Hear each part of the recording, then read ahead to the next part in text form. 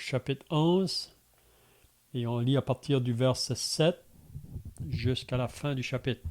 Donc je commence, puis s'il y en a qui veulent suivre dans la lecture, vous pouvez le faire. Quand ils auront achevé leur témoignage, donc ça c'est en parlant des deux témoins là, on lit quand ils auront achevé leur témoignage, la bête qui monte de l'abîme leur fera la guerre, les vaincra et les tuera, et leurs cadavres seront sur la place de la grande ville qui est appelée dans un sens spirituel Sodome et Égypte, là même où leur Seigneur a été crucifié.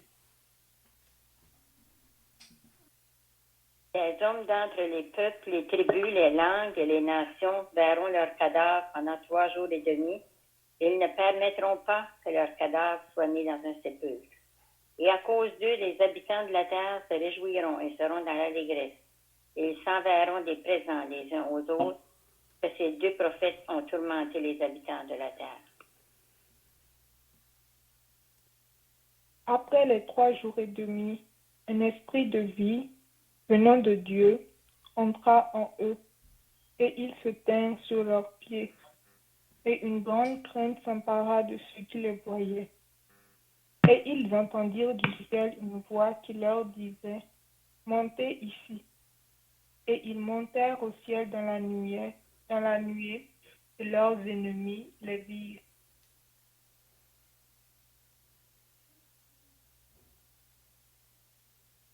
À cette heure-là, il y eut un grand tremblement de terre, et la 10e partie de la ville tomba. 7000 hommes furent tués dans ce tremblement de terre, et les autres furent effrayés et donnèrent gloire au Dieu du ciel. Le second malheur est passé. Voici, le 3e malheur vient bientôt.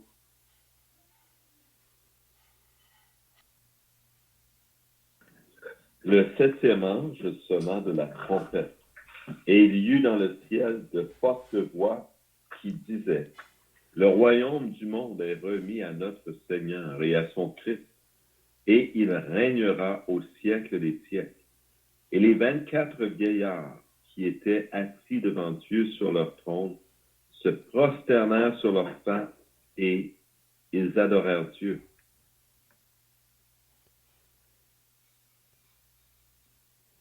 En disant, nous te rendons grâce, Seigneur Dieu Tout-Puissant, qui est et qui était, de ce que tu as saisi ta grande puissance et pris possession de ton règne.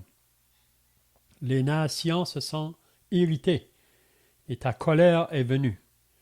Et le temps est venu de juger les morts, de récompenser tes serviteurs les prophètes, les saints et ceux qui craignent ton nom, les petits et les grands, et de détruire ceux qui détruisent la terre.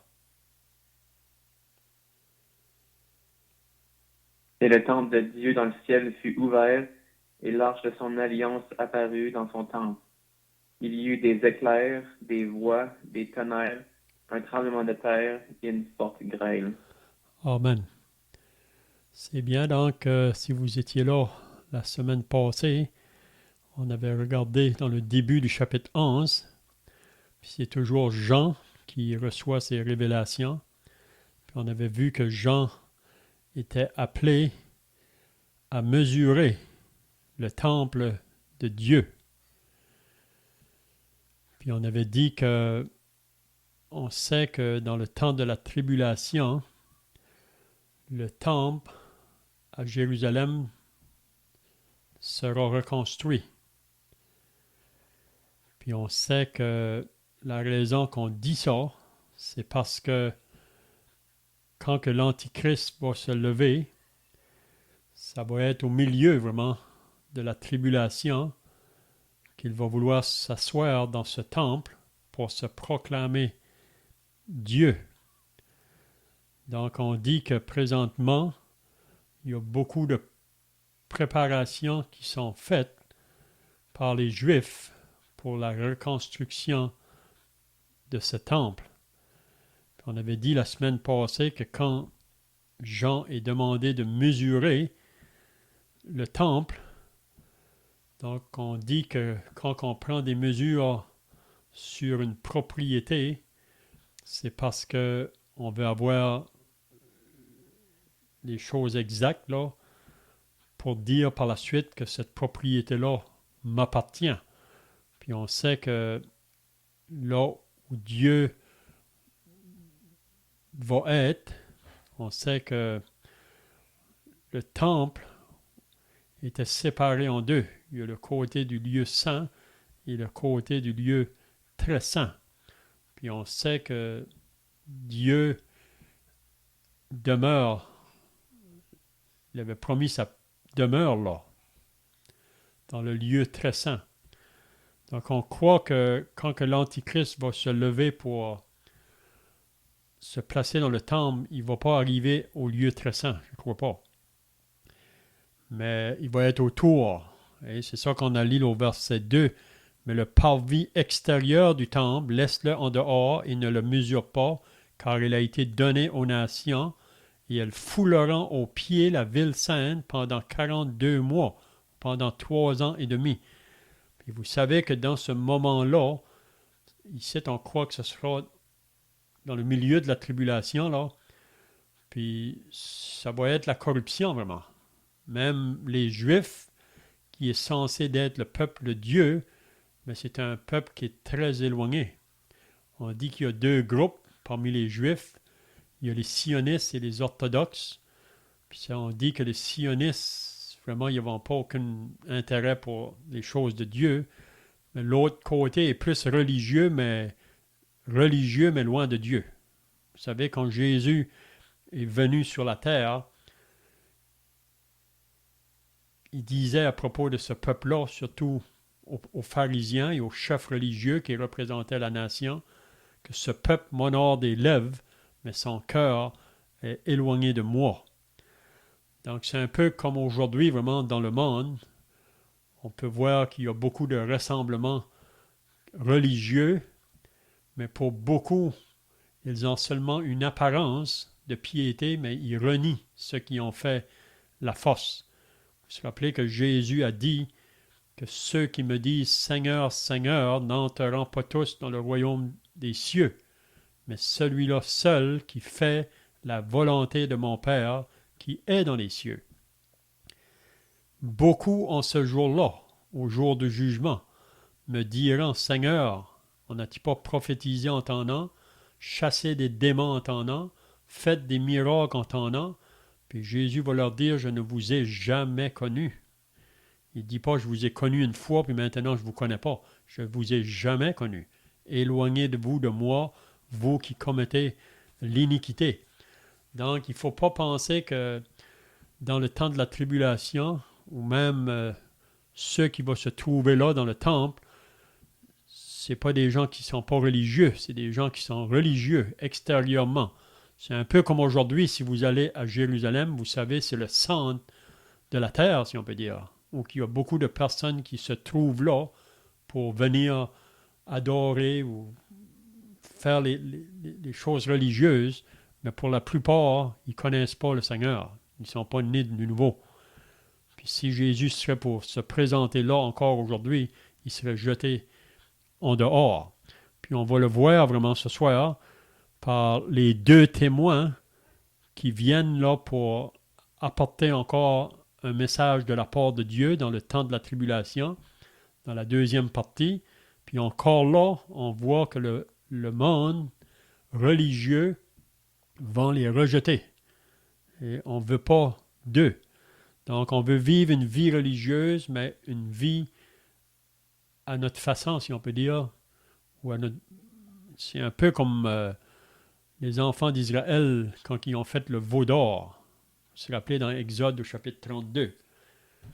Et c'était des choses qui paraissaient des gens qui adorent Dieu, mais ils adoraient un faux Dieu.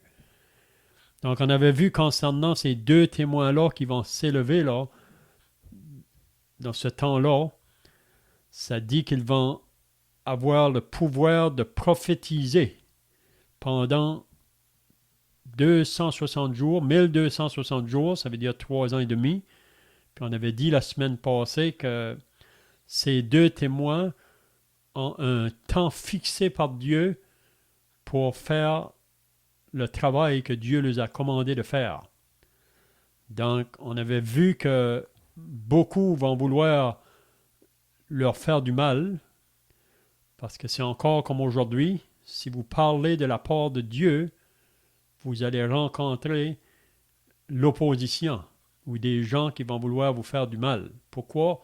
Parce que on vit dans un monde qui est sous la puissance du mal, puis toute personne qui n'est pas née de nouveau est un ennemi de Dieu.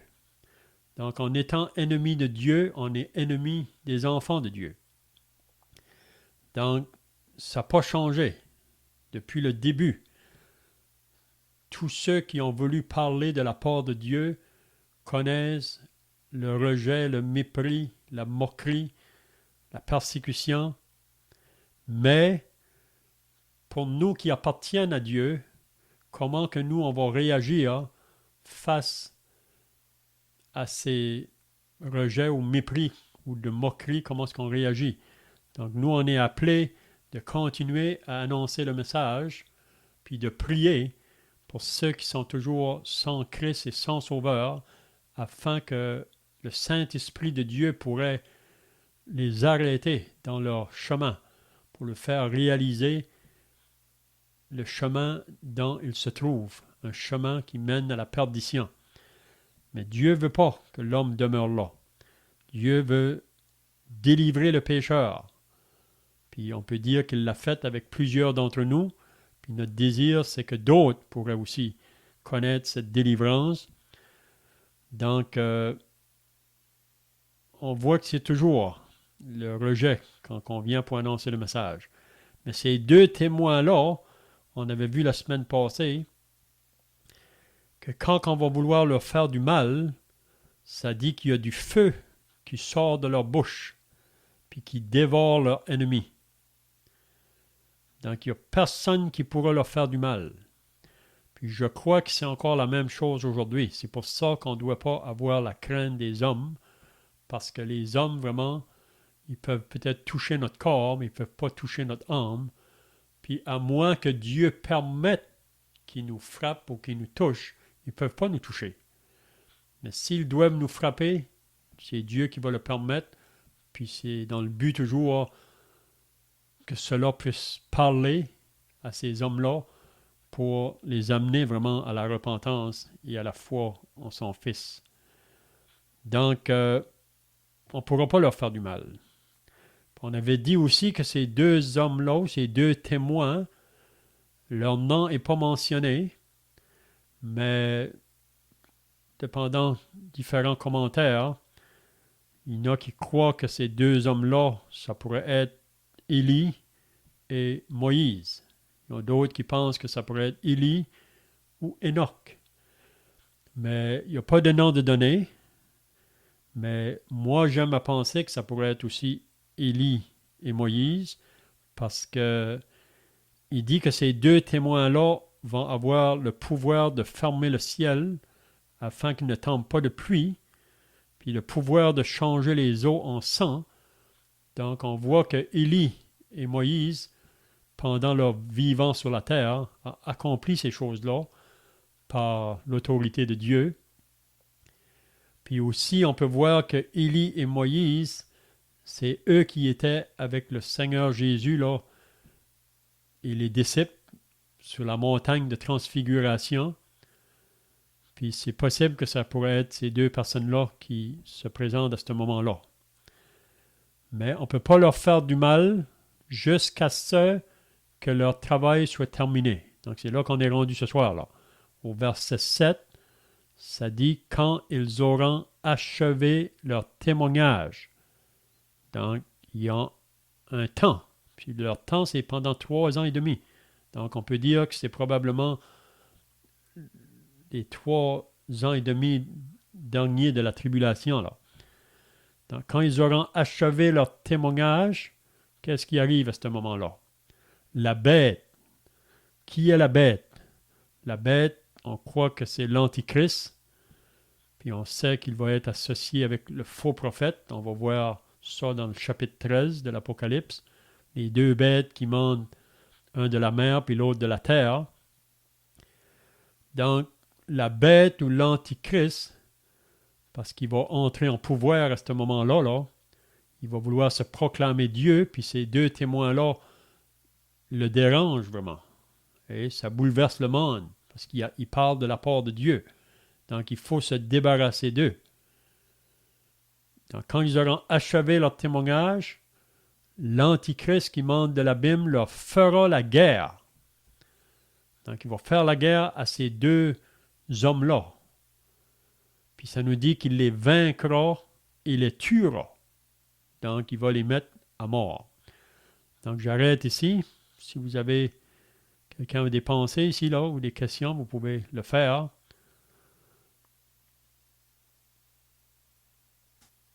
On avait parlé également la dernière fois de la perception des gens face à un homme religieux, un homme de Dieu, je le sais.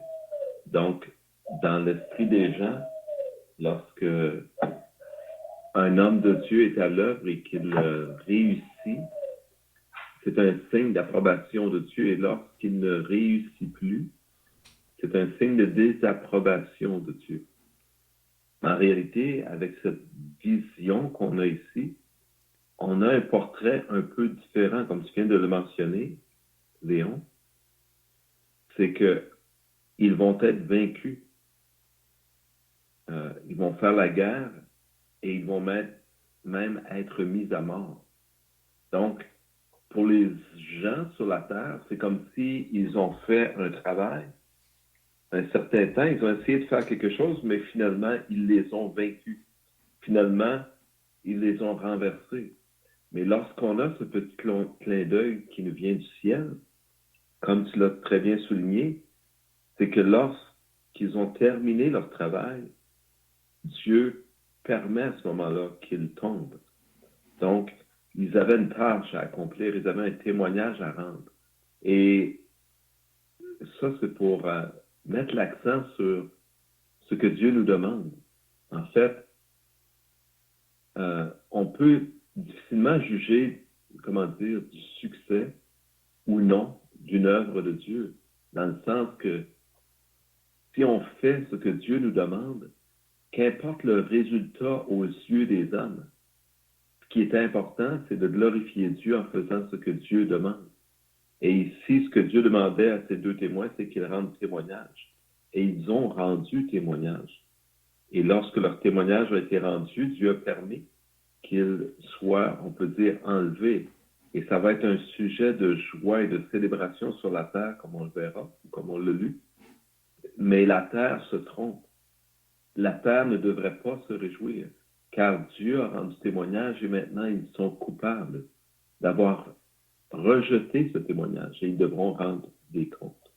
Donc, je voulais rappeler cette petite pensée aussi de la semaine dernière et j'avais une question, à savoir l'Antéchrist, celui qui doit venir, est-ce qu'il sera juif?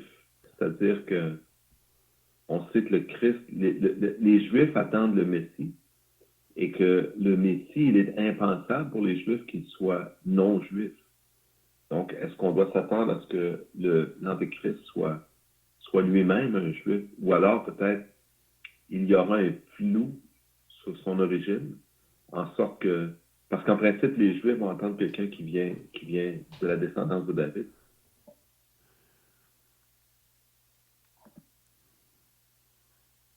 Mm-hmm. Donc, il y a différentes pensées peut-être qui est l'Antichrist, mais moi je crois aussi probablement qu'il pourrait venir du peuple juif parce que le salut vient des Juifs. Quand Jésus est venu, lui-même l'a dit que le salut venait des Juifs, mais quand il est venu, ils ne l'ont pas reconnu comme le vrai Messie. Donc ils l'attendent encore. Donc est-ce que possible que s'ils attendent toujours eux le Messie, que le Messie devrait venir du milieu d'eux? Hein? Mais il y a une autre pensée aussi que à cause de leur éloignement, les Juifs sont tellement loin de Dieu que même si un homme vient en dehors de leur peuple, peut-être qu'ils vont même pas penser à ça. L'idée, parce que l'homme, l'Antichrist qui s'élève, là, ça va être un homme possédé du diable. On voit ça là, au chapitre 13. Puis c'est un homme qui va être très puissant. Il va faire des grands prodiges, même des miracles. Donc, à cause de sa puissance qui va l'accompagner, là. Donc, beaucoup de gens vont dire c'est l'homme que nous avons besoin. Parce que l'Antichrist, vraiment, quand il se présente, c'est que la terre va être dans une condition où qu'il crie pour du secours. Donc, c'est là qu'il se présente, lui, pour amener des solutions aux problèmes actuels de ce monde. Donc, c'est ça qu'on lit dans 1 Thessaloniciens 5, là. Quand il se présente, on dirait qu'il amène une certaine sécurité aux gens. C'est un homme, on dirait, qui probablement aussi qui va être un homme doux au début. Hein? Il va comme un homme de paix, mais il va tromper la multitude. Puis c'est quand que les hommes diront paix et sûreté, ça nous dit alors une ruine soudaine les surprendra comme les douleurs surprennent la femme enceinte et ils n'échapperont point. Donc, on ne peut pas être, comme je dirais, dogmatique peut-être pour de dire que l'Antichrist, cet homme vient du peuple juif, mais on peut avoir des pensées comme ça. Moi, c'est ça que je pense, qu'il vient de ce peuple-là, mais on ne sait pas. C'est comme je viens de dire, à cause que les Juifs sont tellement éloignés, parce que vous savez que l'Antichrist, cet homme-là, il faut qu'il signe des traités avec Israël pour pouvoir avoir affaire avec le temple, vous comprenez? Donc, je ne sais pas si quelqu'un a d'autres pensées ici, là. Si vous avez des pensées, vous pouvez le faire. Ben, je sais que dans le livre de Daniel, la prophétie qui est donnée à Daniel au verset 26, on lit le peuple d'un chef qui viendra détruira la ville et le sanctuaire. Donc, d'après moi, c'est pas ce que je peux comprendre. Le peuple d'un chef, le chef serait la bête ou l'antichrist.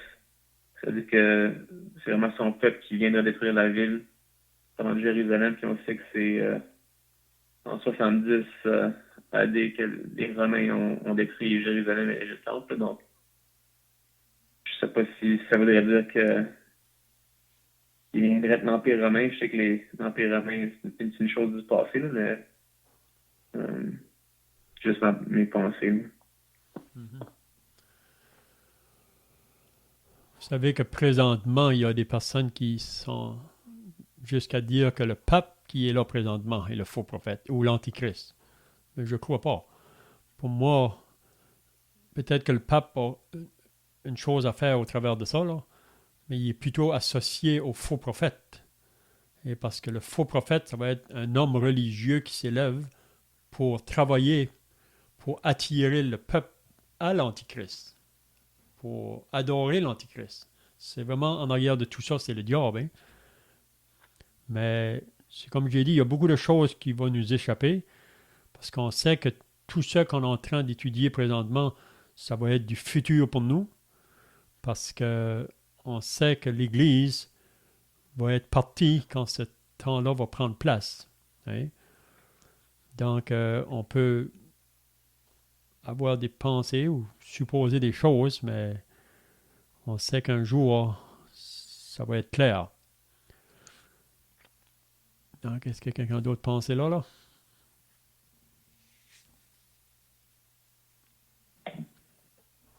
J'avais juste une petite remarque, quelque chose, je pense qu'on n'a pas souligné la dernière fois. C'est en regard des 1260 jours.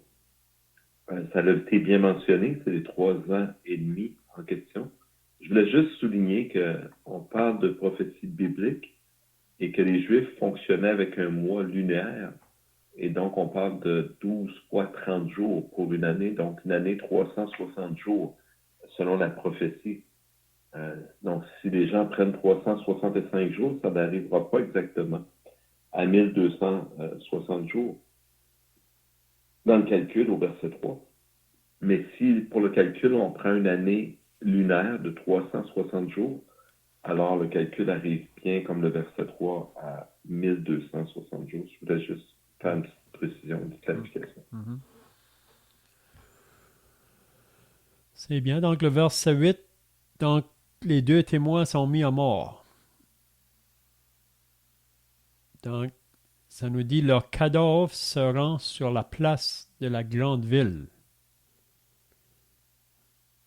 qui est appelée dans un sens spirituel Sodome et Égypte, là même où leur Seigneur a été crucifié. Donc, leurs cadavres vont être sur la place de la grande ville. Pourquoi qu'ils appellent ça la grande ville?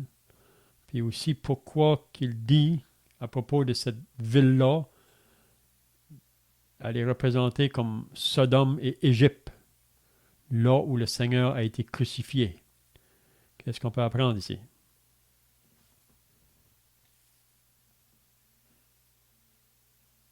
Bien déjà, en partant, il est clair que la ville où leur Seigneur a été crucifié, c'est Jérusalem, donc la grande ville dont il est question.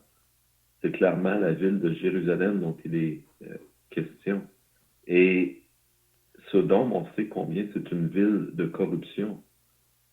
Et on sait comment les Juifs sont sortis d'Égypte et que Dieu leur avait dit de ne pas emporter avec eux les dieux d'Égypte et de ne pas faire comme les Égyptiens, de ne pas copier cette idolâtrie qu'il y avait aussi en Égypte.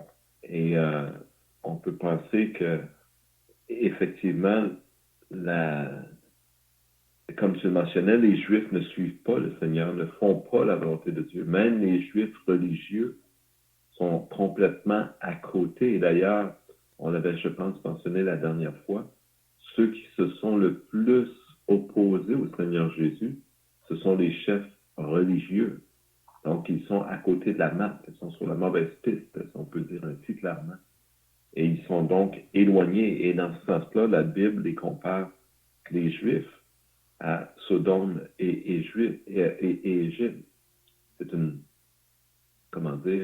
comparaison très avilisante, si on veut, mais ça nous donne une idée de la perception de Dieu et non pas celle des hommes, encore une fois. Mm-hmm. Vous savez que quand l'homme est éloigné de Dieu, on lit ça dans Romains au chapitre 1, parce qu'ils n'ont pas glorifié Dieu, ils n'ont pas donné la place à Dieu, parce qu'ils ne lui rendent pas grâce, donc Dieu les laisse aller dans leurs propres pensées, là, qui sont ténébreux. Puis quand on s'éloigne du vrai Dieu, on va toujours vers les faux dieux. Donc en Égypte, comme qui vient d'être mentionné, s'associer avec des faux dieux, avec l'idolâtrie. Puis quand que l'homme s'en va vers les faux dieux, c'est juste une question de temps qu'il se tourne dans le péché de Sodome et le péché de la débauche dans toutes ses formes. Donc, dans ce moment-là, puis on peut voir que déjà, on vit dans un monde qui est rempli de corruption. Puis la raison, c'est parce qu'on a abandonné Dieu. Donc, vous savez qu'après que l'Église va être enlevée, vous savez que l'Église, présentement, elle est appelée le sel de la terre. On a une certaine préservation, mais quand l'Église sera enlevée, là, l'apostasie va se manifester là, comme jamais qu'elle aura été manifestée dans toute l'histoire. Donc, c'est pour ça qu'on appelle cette ville-là, qui est censée être une ville associée à Dieu, mais à cause de l'éloignement du peuple, ils sont appelés comme Sodome et Égypte. Puis aussi, vous vous rappelez que quand l'homme est loin de Dieu, quand Israël est loin de Dieu, tous les prophètes qui se sont présentés pour parler de la part de Dieu, si vous lisez le prophète Ésaïe, le prophète Jérémie, Ézéchiel, ils devaient parler à un peuple qui n'allait pas écouter, mais ils devaient leur parler quand même. C'est ça qu'on lit là, dans le début d'Ézéchiel. Parle qu'ils écoutent ou qu'ils n'écoutent pas. Ils sauront qu'il y a un prophète qui a marché au milieu des autres. Donc, c'est comme qu'on a dit tout à l'heure, nous, comme croyants, notre responsabilité, c'est d'annoncer le message, c'est le faire connaître. On ne regarde pas aux résultats. On veut voir des résultats, mais les résultats ne sont pas à nous, sont à Dieu. Comme Paul peut dire quand il a été à Corinthe, j'ai planté, Apollos a arrosé, c'est Dieu qui fait croître. Hein? Donc, les deux témoins donc sur la place de la grande ville. Vous pouvez vous imaginer ces deux hommes qui ont prêché, prophétisé pour Dieu pendant 3 ans et demi. Personne ne pouvait les mettre à mort parce que le moment qu'on voulait leur faire du mal, le feu sortait de leur bouche, ils mettaient à mort leurs ennemis. Mais là maintenant, ils sont mis à mort. Puis là, on pense qu'on les a vaincus. Comme le Seigneur Jésus, quand on l'a mis sur la croix, on a dit, on a fini avec lui. Oui? Mais sur la croix, le Seigneur était le victorieux. Il était un vainqueur. Donc, qu'est-ce qu'on lit par la suite? Des hommes d'entre les peuples, les tribus, les langues et les nations verront leurs cadavres pendant 3 jours et demi, et ils ne permettront pas que leurs cadavres soient mis dans un sépulcre. Donc, comment est-ce que c'est possible que tous les hommes de la terre, pour moi ici, ça nous dit, ils vont voir le cadavre de ces deux témoins-là, couchés dans la ville, dans la rue, pendant 3 jours et demi. Puis ça nous dit qu'ils ne permettront pas que leurs cadavres soient mis dans un sépulcre. Pourquoi? Est-ce que vous avez des pensées là? Moi, j'aimerais juste poser une question avant votre question par rapport au verset 8, quand on dit là même où leur Seigneur a été crucifié. Le Seigneur ici, est-ce que ça fait référence à Christ? Et que si ça fait référence à Christ, que ça a été crucifié à Jérusalem. Donc, enfin, la dernière ligne là, j'aimerais avoir des éclaircissements, si possible. Et pour répondre à votre question, pourquoi on n'a pas permis que on les enterre, que tous les peuples, c'est peut-être pour avoir une preuve comme quoi on l'a bien tué et que tout le monde puisse l'attester. Oui, ça c'est un point pour ça, pour sûr. Puis aussi, comme on sait que le Seigneur Jésus a été crucifié en dehors de la ville de Jérusalem. Mais je pense que la pensée ici, c'est quand même le peuple de cette ville-là associée à Jérusalem, le peuple qui était censé être le peuple de Dieu, qui l'ont mis à mort. Ils n'ont pas voulu le mettre à mort dans la ville, il a été mis en dehors de la ville. Puis je crois encore aujourd'hui, puis on voit ici là, que les deux témoins qui sont les personnes qui représentent Dieu sur la terre par le message qu'elle apporte, ils vont aller dans cette ville-là à Jérusalem, puis on n'a pas de place pour eux autres. Donc, pourtant, en regardant cet endroit-là, c'est un centre religieux de la terre, mais si Jésus se présenterait là aujourd'hui, on le mettrait encore en dehors de la ville. Hein? Donc, je ne sais pas si quelqu'un a d'autres pensées ici.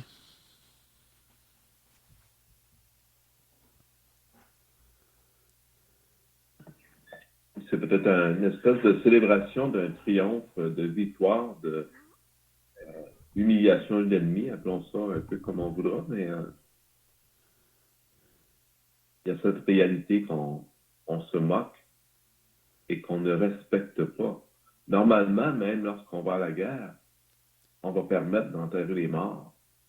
Et le fait d'avoir ce type d'attitude et de comportement face à des cadavres, c'est vraiment un répugnant, comment dire, c'est hautement irrespectueux de ta personne. Donc, c'est vraiment une calomnie, si on veut, de se moquer, livrer en spectacle vraiment ces gens. C'est démontrer à quel point la bête est à l'œuvre et combien elle manifeste la haine. Dieu ne nous appelle pas à haïr même nos ennemis. Au contraire, il nous dit de les aimer. Donc, on voit tout le contraste, la différence entre le chemin, la voie de Dieu et la voie de l'Antéchrist qui est vraiment à l'opposé. Mhm.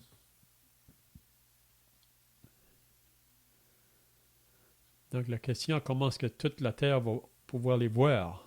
Est-ce qu'on a des pensées, là? Comment est-ce qu'ils vont être capables de voir ces hommes-là? Ça dit toute la terre les verra.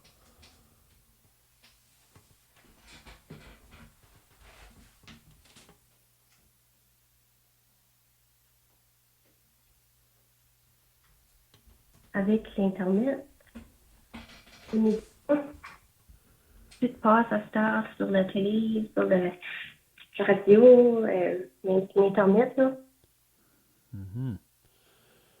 Oui, c'est ça qu'on pourrait dire vraiment que aujourd'hui, avec toute l'informatique, on peut avoir les nouvelles de l'autre bout de la Terre dans un jour. Donc, probablement, ça va être avec ce système-là que ça va être possible. Oui.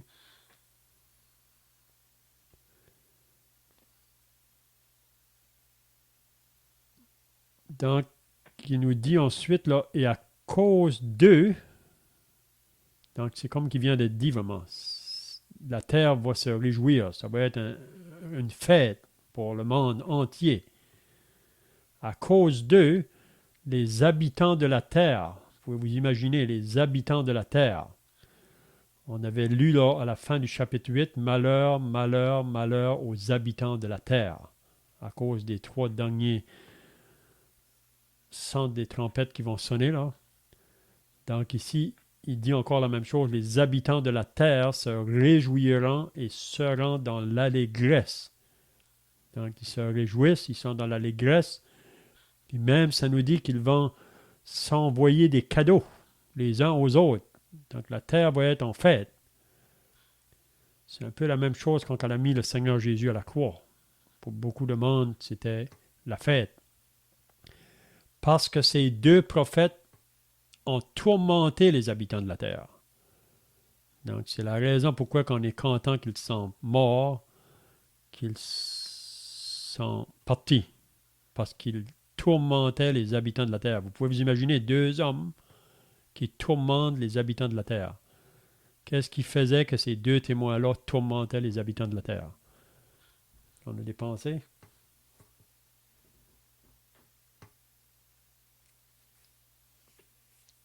Mais vraiment, Oh, vas-y.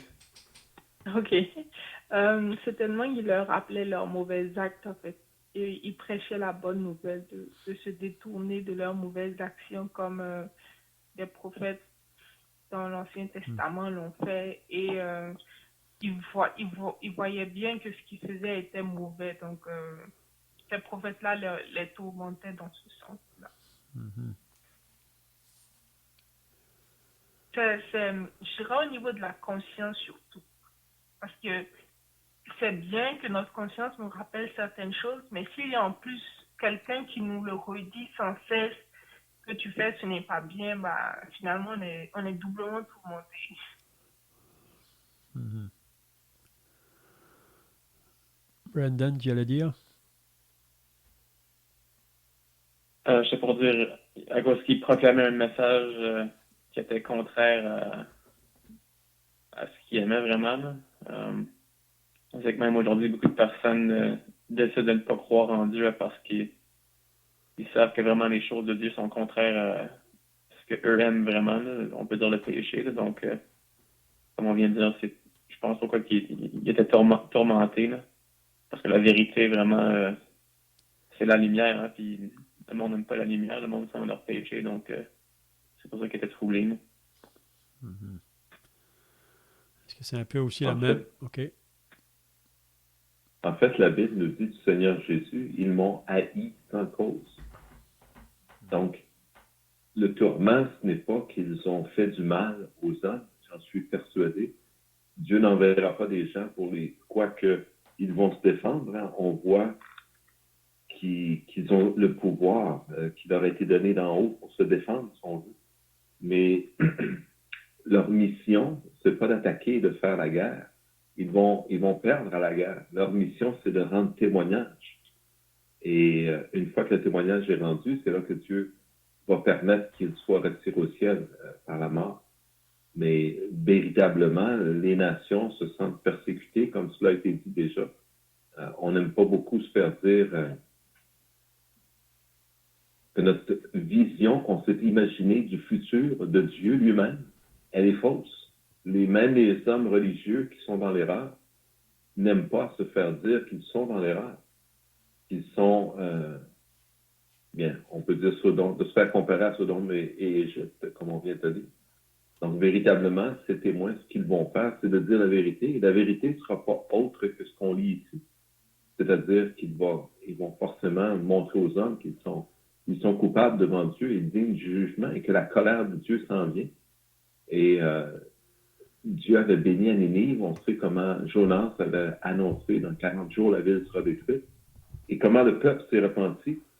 Mais ici, dans l'Apocalypse, lorsque le jugement de Dieu vient, le peuple est mûr pour le jugement, c'est-à-dire qu'il refuse de se repentir. Même lorsque Dieu a permis aux Juifs de rentrer dans la terre promise, on voit qu'il a promis la chose à Abraham et il lui a dit c'est pas maintenant, car le péché des Amoréens n'est pas encore à son comble. Donc,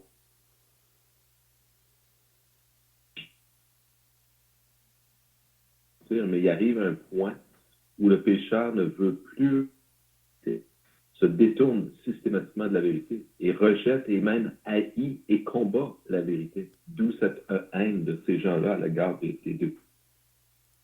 Et voilà pourquoi ils ont été persécutés, parce qu'ils se sont fait dire la vérité. C'est triste à considérer en réalité. Et c'est un peu ce qu'on voit dans le monde aujourd'hui. Christ n'a pas été accepté. Pourquoi?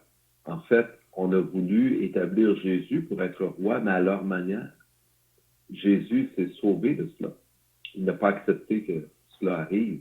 Et lorsque Jésus multipliait des pains, et lorsqu'il faisait des miracles, il devenait très populaire, mais lorsqu'il est rentré à Jérusalem et qu'on l'a acclamé comme étant le Messie, et qu'il a commencé à se comporter comme étant le maître, le chef, le Seigneur, et à se faire un fouet de corde et à chasser les vendeurs du temple, on s'est mis à beaucoup moins apprécier le Seigneur Jésus.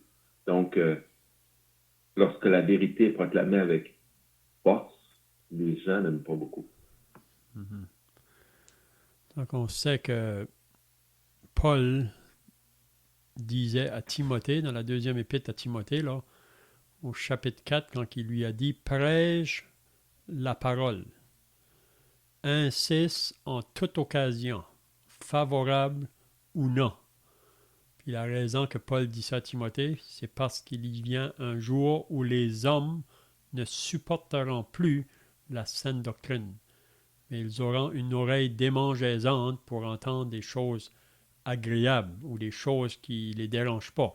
Vous savez, vous pouvez apporter un message, mais si vous plaisez à ce que les hommes veulent entendre, parce que le message de l'Évangile, ce n'est pas un message qui va plaire aux hommes. Paul nous dit ça dans l'Épître aux Galates. La raison pourquoi, c'est parce qu'il nous révèle la condition de notre cœur. Parce que l'homme religieux, puis même dans le temps de l'Antichrist, l'homme pense toujours qu'il y a un peu de bon en lui. Puis c'est ça vraiment le côté le plus difficile quand on amène le message de l'Évangile, là, pour l'homme d'accepter là, qu'il n'y a pas de bon en moi. Puis la seule manière qu'on peut échapper le jugement, c'est pas en faisant des choses par nous-mêmes. C'est impossible, parce qu'on est souillé vraiment, on est corrompu. C'est pour ça qu'on avait besoin d'un sauveur en dehors de nous. Le Fils de Dieu, le juste et le saint. Donc, prêche la parole, insiste en toute occasion. Donc, c'est ça la responsabilité encore de l'Église aujourd'hui, qu'on ne devrait pas faire de compromis ou diluer la parole de Dieu pour plaire aux hommes. Oui, mais notre responsabilité, c'est annoncer le message pur, clair. Puis je crois que les deux témoins, c'est ça qu'ils faisaient. Donc, c'est la raison pourquoi on voulait se débarrasser des autres. Puis après qu'ils sont morts, on est très content. Hein? OK, donc si on va peut-être le temps, je vois que le temps est pas mal passé, là, mais on peut peut-être regarder le verset 11. Après les 3 jours et demi, donc ça veut dire après qu'ils sont là pour 3 jours et demi là, sur le chemin, dans la ville, comme des cadavres, un esprit de vie venant de Dieu. Donc, le Seigneur Jésus, vous savez, a été mis dans le tombeau, mais 3 jours après, il a été ressuscité. Il est revenu à la vie. La mort ne pouvait pas le retenir. Ici, il parle des 3 témoins, qui dit que ces hommes-là sont morts sur le long du chemin, mais l'Esprit venant de Dieu entre en eux, puis vous pouvez vous imaginer là, quand que ces 2 hommes-là se sont levés debout, c'est-à-dire ils se tinrent sur leurs pieds et une grande crainte s'empara de ceux qui les voyaient.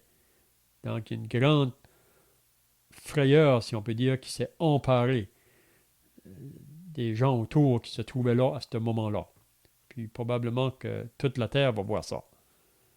Hein? Puis ils entendirent du ciel une voix qui leur disait. Donc ces 2 témoins-là ont entendu une voix qui vient du ciel, puis qui disent, montez ici. Et ils montèrent au ciel dans la nuée, et leurs ennemis les virent. Il faut faire attention ici, là, parce qu'il y en a qui croient que ici, c'est l'enlèvement de l'Église. C'est pour ça qu'il y en a qui croient que l'Église sera enlevée. Vous savez, il y en a qui croient que ça peut être au milieu de la tribulation. Il y en a même d'autres qui sont pour dire à la fin. Mais on croit que selon les autres passages de la parole de Dieu, que l'Église est enlevée avant la tribulation commence. Mais ici, on peut voir que ces personnes-là, les 2 témoins, on sait que si on dit qu'un des témoins est Élie, vous savez qu'Élie avait expérimenté ça longtemps passé, quand il était dans son char, quand il marchait, là, puis un char de feu est venu, puis il l'a amené dans le ciel. Élie n'a pas passé par la mort à ce moment-là. La même chose avec Enoch. Donc ici, on voit un peu la même chose. Ces 2 témoins-là vont être appelés pour monter au ciel. Puis ça nous dit que leurs ennemis les virent. Donc ils les ont vus partir. Donc, je ne sais pas si vous avez d'autres pensées ici à propos de qu'est-ce qu'il nous dit là. On voit les 3 jours et demi. Pourquoi 3 jours et demi? On voit au début du chapitre que les 2 témoins vont prophétiser pendant 3 ans et demi. On sait dans l'Ancien Testament que c'est un principe que Dieu a utilisé plus d'une fois. Par exemple, les Juifs sont demeurés 40 ans dans le désert, une année pour chaque jour où les témoins, les 12 espions, avaient été explorer la terre promise. Et ils étaient revenus avec un rapport qui avait découragé le peuple qui avait refusé d'entrer dans la terre promise. Et Dieu avait dit à ce moment-là, vous passerez 40 ans dans le désert jusqu'à ce que toute cette génération soit passée. Et il avait rajouté 1 année pour chaque jour. Et ici, on voit que c'est un peu comme Dieu a permis 1 jour pour chaque année. Donc, ça a été 3 jours et demi. Il semble y avoir un corollaire. Mm-hmm. Peut-être qu'on pourrait finir les 2 derniers versets de la partie ici, là. Donc, à cette heure-là, donc, quand que ces 2 témoins-là sont partis, sont enlevés de la terre, à cette heure-là, à ce moment-là, il y eut un grand tremblement de terre. Donc, la terre a tremblé. Et ça nous dit que la 10e partie de la ville tomba. Vous pouvez vous imaginer. 7000 hommes furent tués dans ce tremblement de terre. Puis les autres, ça dit, furent effrayés et donnaient gloire au Dieu du ciel. Donc ça veut dire qu'il y en a qui sont un peu repentants ici. Parce que ça dit qu'ils donnent gloire au Dieu du ciel. C'est comme si ils voyaient une réalité, là, ils voyaient une puissance à l'œuvre. Hein? Donc, on sait que au travers de tout ça, Dieu a toujours en vue de sauver les pécheurs, même dans ce temps-là. Là. C'est ça le désir de Dieu. Dieu ne veut pas que le pécheur périsse. Et il veut sauver. Donc, la grâce de Dieu, on peut dire, se manifeste toujours là. C'est possible qu'il y en a qui se convertiront à ce moment-là. Donc, et les autres furent effrayés et donnèrent gloire au Dieu du ciel. Puis qu'est-ce qu'il nous dit au verset 14? Le second malheur est passé. Vous vous rappelez, à la fin du chapitre 8, il parle de 3 malheurs. Donc, il cite le second malheur est passé. Donc, ça, c'est associé avec la 6e trompette. Donc, la 7e trompette va sonner par la suite. Donc, le second malheur est passé. Voici le 3e malheur vient bientôt. Donc, on pourra voir la semaine prochaine quand que la 7e trompette va ouvrir. Puis, c'est vraiment beau là, de voir comment est-ce que on voit qu'on est rendu ici, là, dans le temps où que la parole de Dieu est en train de s'accomplir, puis que Dieu va établir son royaume ou son règne sur la terre, comme qu'il a annoncé depuis le début. Puis on peut voir que ces choses-là sont en train de prendre place là.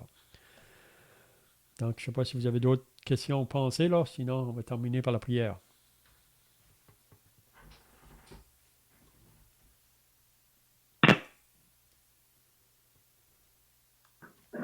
Ô Seigneur notre Dieu, nous sommes témoins de ces choses. Par ta parole, Seigneur, tu nous permets de pénétrer dans cette réalité de ton jugement, de la colère de Dieu qui tombe sur les hommes.